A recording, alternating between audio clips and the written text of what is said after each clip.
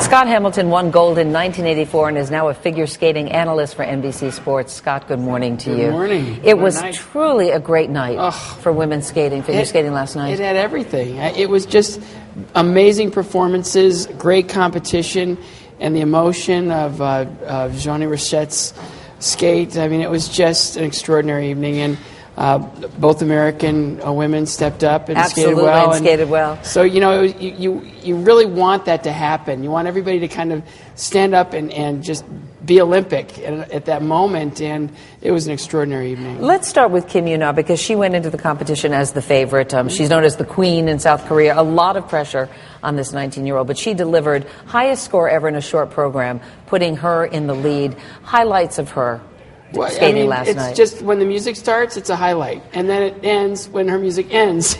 She does everything well. The speed across the ice is extraordinary. To see her live is amazing. It just really, adds to the triple-triple combination she did there. It was just perfectly rotated. The positions are gorgeous.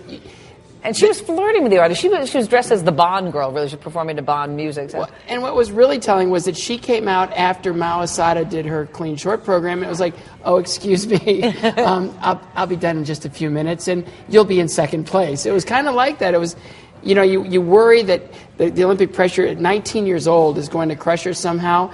But, and especially with her level of celebrity in Korea, second place probably isn't going to be good enough, especially if it's to a Japanese skater. So for her to stand up the way she did and answer that performance the way she did, Mao's got to be thinking, I got nothing. Yeah, well, Mao Asada, you're right, skated before her. Mao is from Japan, as we know. She delivered on that triple axel, which is something that Kim YuNa does not do. So if we put them side by side, the performances, explain to me why Asada is in second place. Well, the easiest way to explain it is a triple axel is an extraordinary achievement, a triple axel, but she ends the combination with a double toe loop. So you add the rotations, 3.5 for a triple axel, 2 for a double toe loop, that's 5.5 revolutions. Triple-triple combination, not only do you have to keep the speed off the first triple, but you have to do another triple on the landing, that's 6 revolutions, so it's actually worth more points. So as much as the triple axel, Mao's the only woman in the world that's done it, and the first time in Olympic history it's been done in the short program, it's still a half a revolution less, and so a triple-triple combination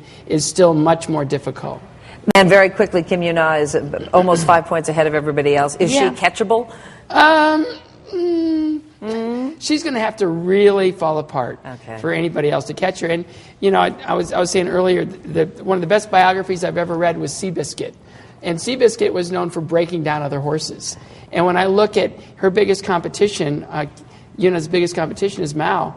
Mao's going to do 2 triple axels and 2 triple flips, but that probably isn't going to be enough, because when you add up the points and when you look at what Kim YuNa is rewarded for, it's perfect skating. And just call me Kim YuNa. Yeah, basically. Scott, thank you. She's amazing, and it's going to be, it'll deliver just like it did in the short program. The women's event is an amazing event.